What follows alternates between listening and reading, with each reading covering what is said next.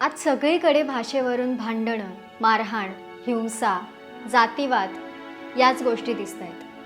पण गणपती आले की सगळे राग रुसवे, भाषावाद, जातीवाद, मीपणा जणू काही हवेत विरून जातो.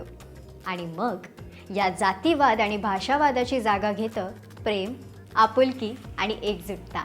काय जादू आहे ना या गणरायाची. फक्त 11 दिवस येतो आणि सारं चित्रच पालटून टाकतो.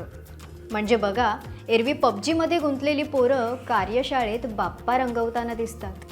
ऑफिसमध्ये ओव्हरटाईम करणारी मंडळी ऑफिसमधून लवकर येऊन कार्यशाळेत दिसतात.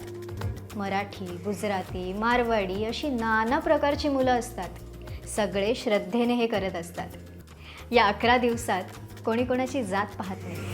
मग गौतमी असेल, मुस्कान असेल किंवा शिफ्रा असेल, सगळे आवर्जून बाप्पाच्या पाया पडायला येतात. गणेशोत्सव एवढ्या जोशात साजरा करण्यामागचं कारणच मुळात एक क्रांतिकारी विचार होता. सगळ्यांना एकजूट करणं हे त्यामागचं ध्येय होतं. लोकमान्य टिळकांनी सुद्धा याच एका गोष्टीसाठी गणेशोत्सव सुरू केला, जी परंपरा आजही आपण जपतोय.